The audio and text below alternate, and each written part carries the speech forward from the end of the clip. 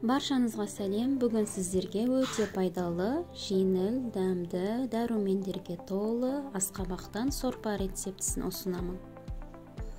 500 грамм асқабақты алдын ала турап дайындап аламыз. Одан кейін бізге картоп, сәбіз, пияз және сарымсақ керек. Оларды да турап дайындап аламыз. Қазанға сұйық майымызды құйып, пиязымызды қуырып аламыз.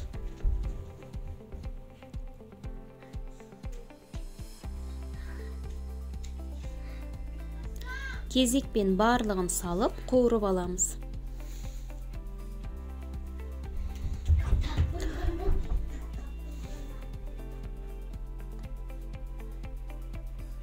Асқабақты салғаннан кейін қайнап тұрған ыстық су құйып, қақпағын жауып пісіреміз.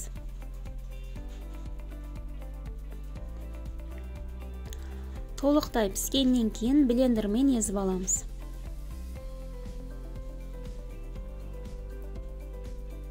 Езіп алғаннан кейін 10% кілегейді құямыз.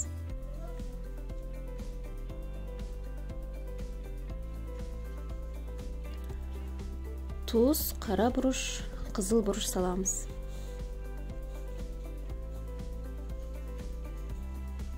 Міне біздің асқабақ сорпасы дайын болды. Жасап көріңіздер. Видео ұнаса арнама тіркеліп, қоңырауша белгісін басуды ұмытпаңыздар.